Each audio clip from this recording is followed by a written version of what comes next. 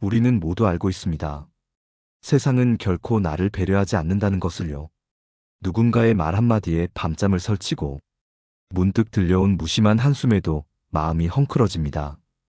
돌아서면 괜찮다며 애써 웃지만 혼자 남은 거실, 꺼진 불빛 아래서 왜 나만 이런 감정에 휘둘릴까? 스스로를 자책하게 되는 날들이 이어지죠.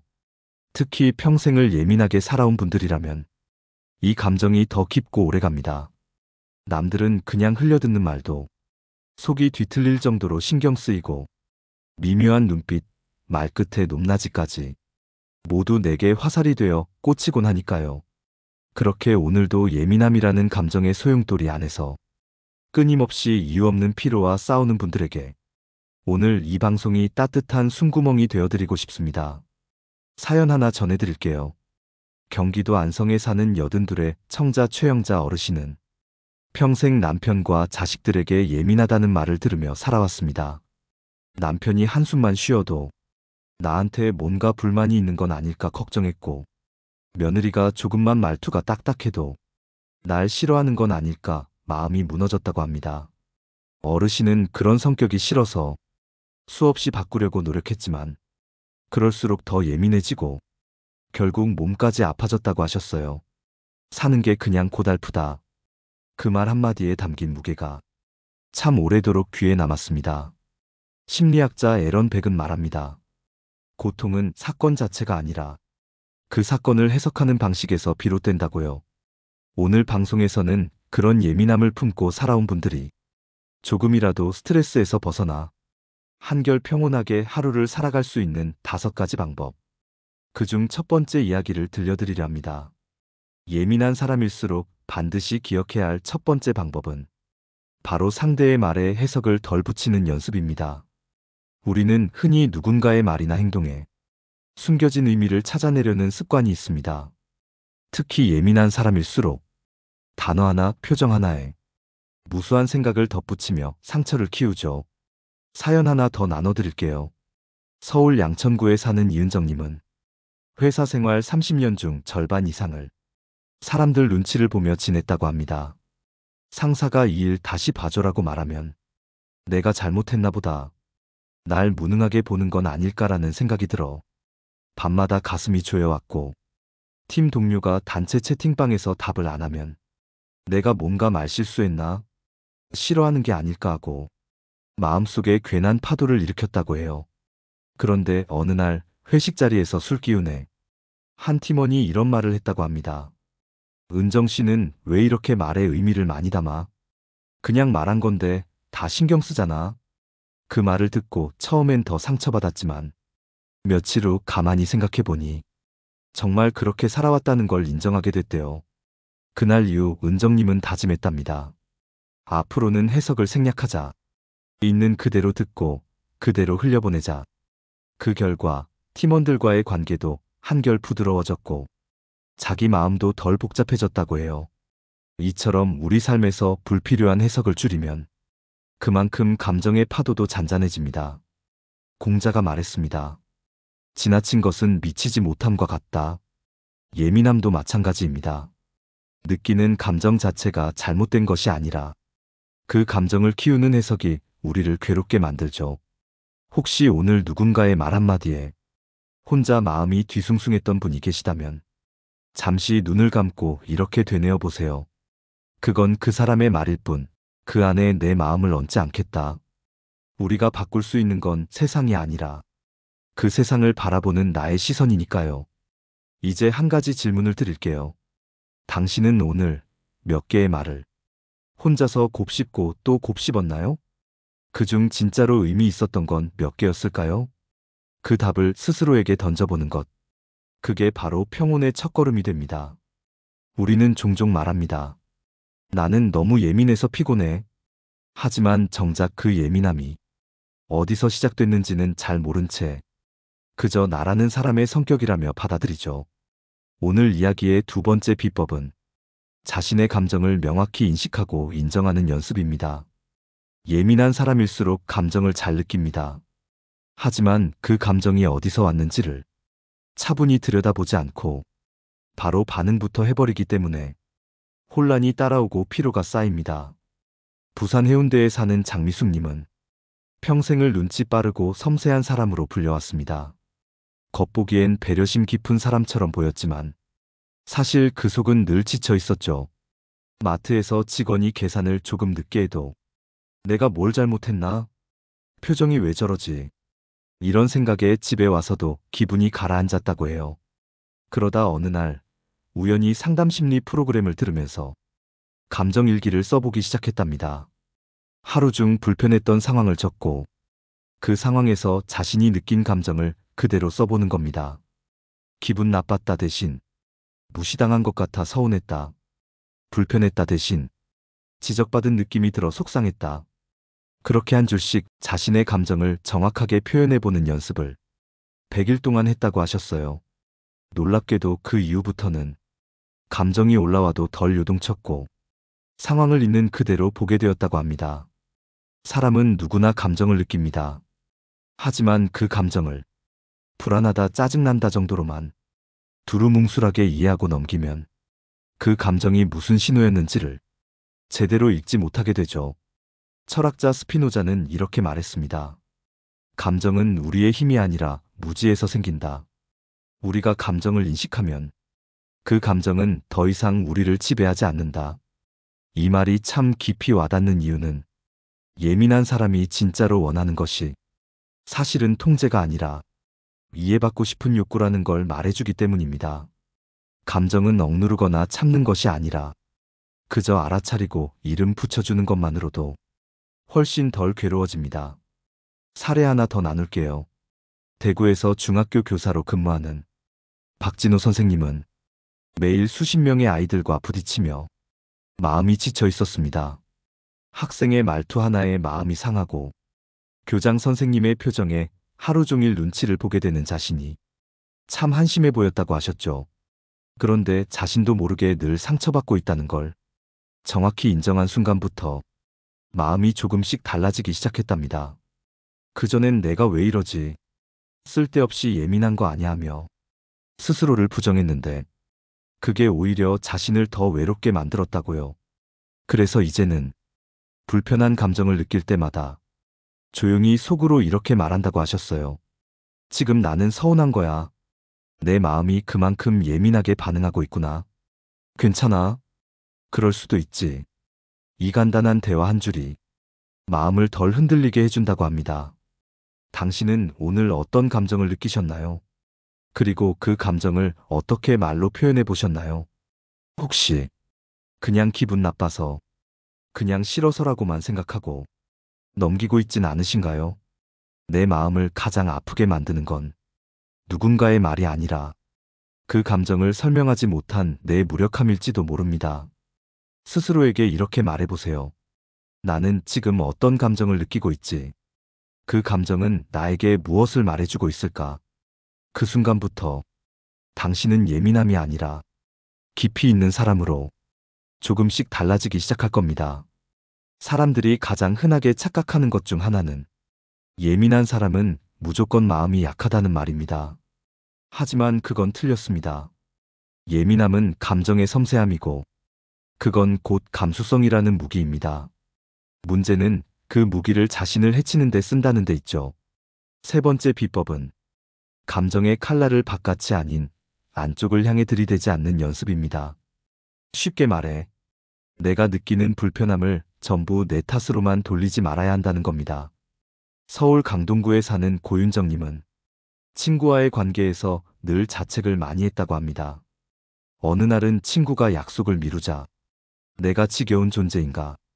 내가 말실수했었나라며 며칠을 마음 졸이며 지냈고 모임 자리에서 이야기를 많이 하지 않았다고 해서 내가 분위기를 망쳤구나 하며 그날 밤은 눈물까지 났다고 하셨어요.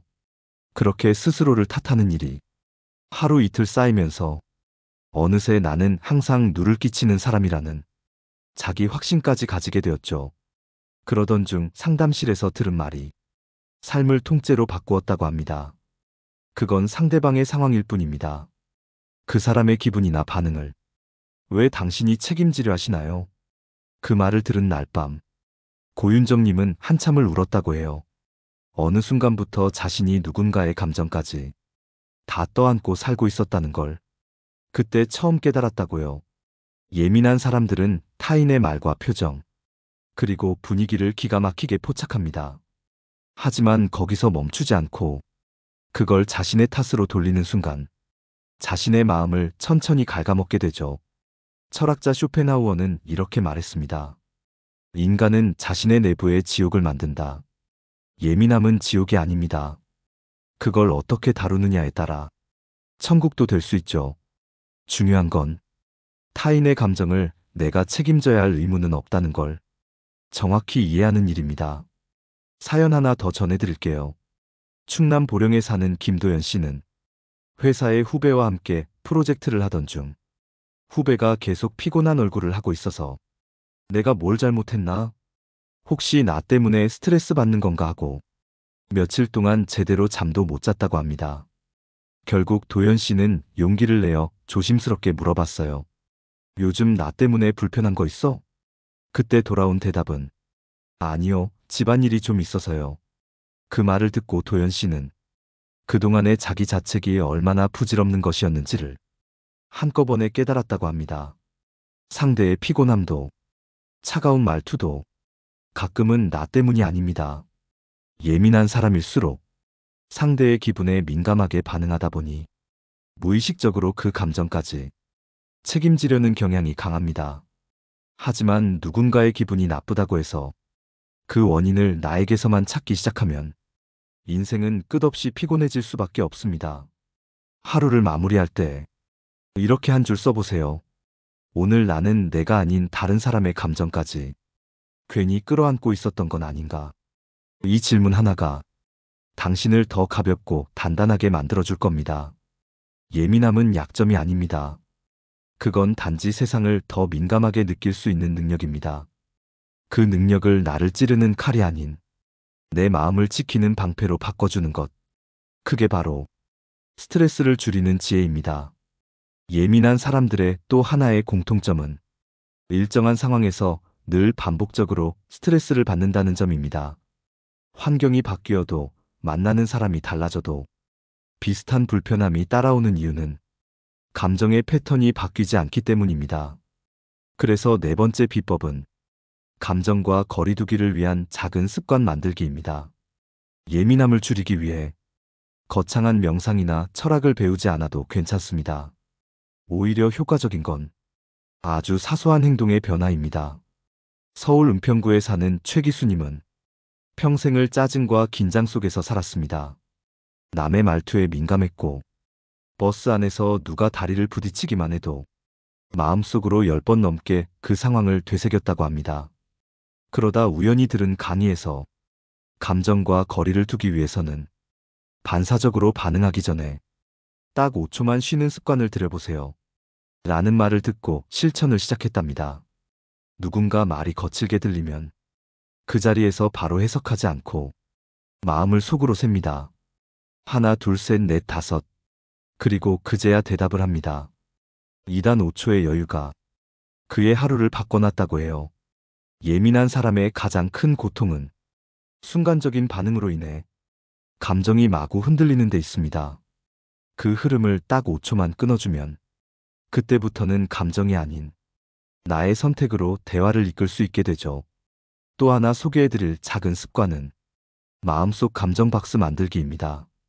경남 진주에 사는 윤미자 할머니는 80이 넘은 나이에도 동네 이웃들과의 관계에 민감한 편입니다. 며느리의 말투, 손주의 표정, 누군가의 어깨 짓무름까지 그 작은 신호 하나하나에 마음이 복잡해졌죠. 그래서 하루에 한 번 작은 노트에 이렇게 씁니다. 오늘 마음속에 남은 말 한마디. 그리고 그 옆에 박스를 그립니다. 이 감정, 지금 꺼내볼 건가? 아니면 내일 꺼내도 괜찮을까?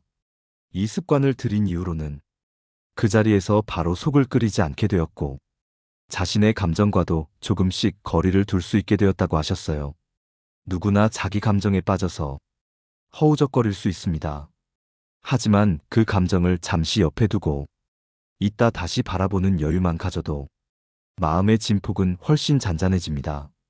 심리학자 빅터 프랭클은 말합니다. 자극과 반응 사이에는 공간이 있고 그 공간에서 우리는 우리의 반응을 선택할 수 있다. 우리가 흔히 예민함이라고 부르는 것도 사실은 자극에 즉각 반응하는 습관에 더 가깝습니다.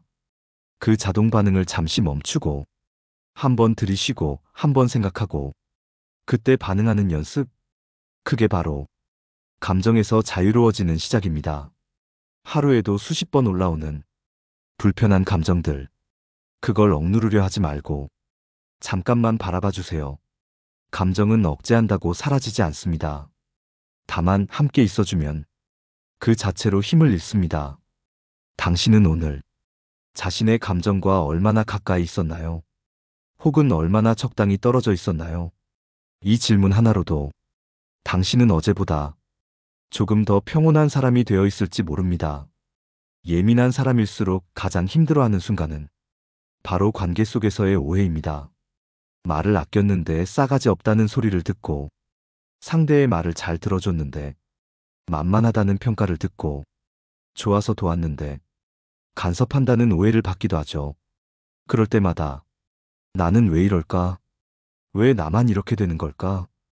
끊임없이 스스로를 탓하게 됩니다. 지금까지의 이야기 속에서 어쩌면 많은 분들이 이렇게 속으로 중얼하셨을지도 모릅니다. 그래도 나는 여전히 힘들어요. 이런 마음 하루아침에 고쳐지진 않아요. 맞습니다. 예민한 감정은 오랜 세월 몸에 스며든 하나의 감정 습관입니다. 하루 만에 사라질 수는 없죠. 그래서 마지막 5번째 비법은 스스로에게 따뜻한 말을 건네는 언어 습관 만들기입니다. 사람은 하루 평균 자기 자신에게 5만 마디 이상의 말을 건넨다고 합니다. 그 말의 대부분이 왜 그랬어? 넌 참 별나다. 왜 이것도 못해 같은 비난과 자책이라면 마음은 점점 고립되고 작아질 수밖에 없겠죠. 충북 청주에 사는 안순자 어르신은 70이 넘은 지금도 누군가가 큰 소리로 말만 해도 심장이 두근거린다고 하셨어요. 어릴 적부터 엄격한 부모 밑에서 자라 늘 넌 왜 그러니? 쓸데없이 민감하긴 같은 말을 듣고 자란 탓에 어르신은 자기 자신에게도 늘 그렇게 말해왔다고 합니다. 왜 또 눈물이 나니? 왜 그렇게 소심하니? 자기 마음을 타박하는 습관이 그분의 예민함을 더 깊게 만들었던 거죠. 그러다 라디오에서 우연히 들은 한 문장이 순자 어르신의 삶을 바꾸었습니다. 자신에게 따뜻한 말을 건네는 사람만이 진짜 평온한 사람이 될 수 있다. 그날 이후 어르신은 거울을 보며 하루에 한 번 이렇게 말하기 시작하셨답니다. 순자야, 오늘도 잘 버텼구나. 조금 흔들려도 괜찮아. 넌 충분히 괜찮은 사람이야.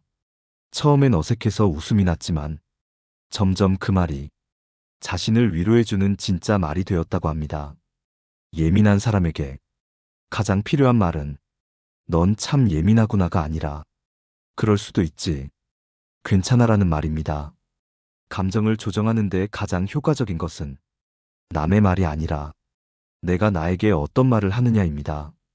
스스로에게 다정해지는 것, 그건 약한 마음이 아닙니다.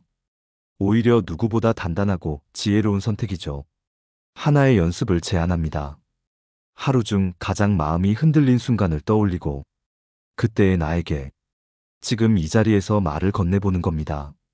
그때 너 참 많이 힘들었겠다. 그런데도 잘 참았구나. 수고했어. 그 말을 매일 반복하다 보면 감정은 더 이상 폭풍처럼 밀려오지 않게 됩니다. 조금은 지나가도록 두고 볼 수 있게 되죠. 고전 책은담에는 이런 말이 있습니다. 스스로를 용서할 줄 아는 자는 남을 이해할 줄도 안다. 예민한 사람은 스스로를 가장 혹독하게 대하는 사람입니다. 그래서 더 외롭고 지치기 쉽죠.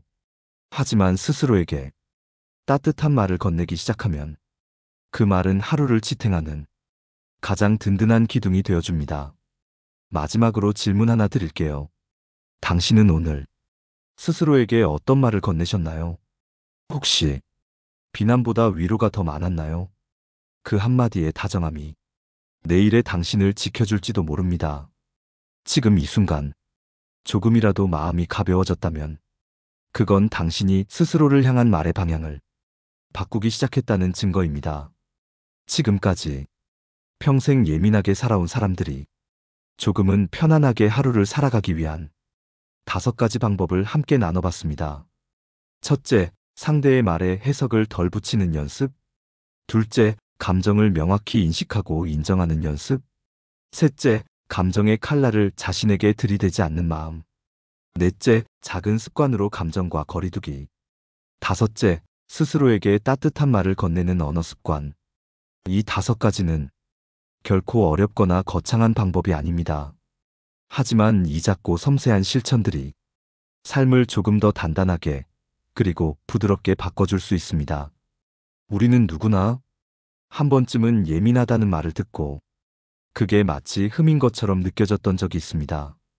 그 말에 스스로 움츠러들고 더 조용히, 더 억지로 자신을 눌러 살았던 순간도 있었을 겁니다.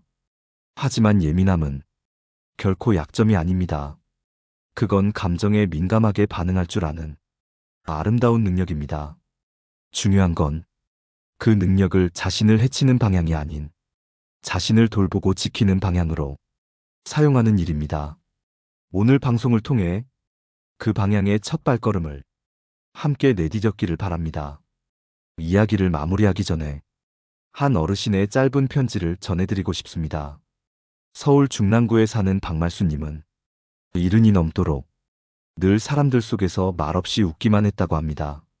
속상한 말도 억울한 순간도 모두 참아내며 예민하단 말 듣기 싫어서 그냥 속으로 삼키고 말았어요. 그런데 지난 겨울 처음으로 친구에게 자신의 속마음을 털어놓았다고 해요. 그 말 나 많이 서운했어. 그 한마디를 하고 돌아오는 길 눈물이 왈칵 쏟아졌다고 합니다. 말을 꺼냈다고 해서 세상이 바뀐 건 아니었지만 그날 처음으로 자기 자신을 이해해준 기분이 들었다고요. 그 편지의 마지막 문장이 오랫동안 기억에 남았습니다. 예민했던 내가 결국 나를 지켜냈어요. 이제라도 다행이에요. 우리는 모두 누군가의 말 한마디, 표정 하나에도 마음이 흔들리는 사람들입니다. 하지만 그런 우리도 스스로에게 따뜻한 말 한마디, 쉼표 하나를 허락해 줄 수 있다면 삶은 분명 조금 더 부드럽고 따뜻해질 겁니다. 이 방송이 당신의 하루에 그런 쉼표 하나가 되었기를 진심으로 바랍니다. 오늘 이야기 속에서 당신이 마음에 담고 싶은 한 문장이 있다면 댓글로 적어주세요. 그 문장이 또 다른 누군가에게 위로가 될 수 있을지도 모릅니다. 좋아요와 구독, 당신의 따뜻한 참여는 이 방송을 이어가는데 무척 큰 힘이 됩니다. 다음 시간에는 나이 들수록 반드시 지켜야 할 인간관계의 경계에 대해 이야기해 보려 합니다. 누구보다 사람을 잘 알고 싶었지만 정작 나를 잃어버린 이들을 위한 이야기. 당신과 다시 함께 걷기를 바랍니다. 지금까지 함께 해주셔서 진심으로 고맙습니다. 지금까지 지식모음집이었습니다.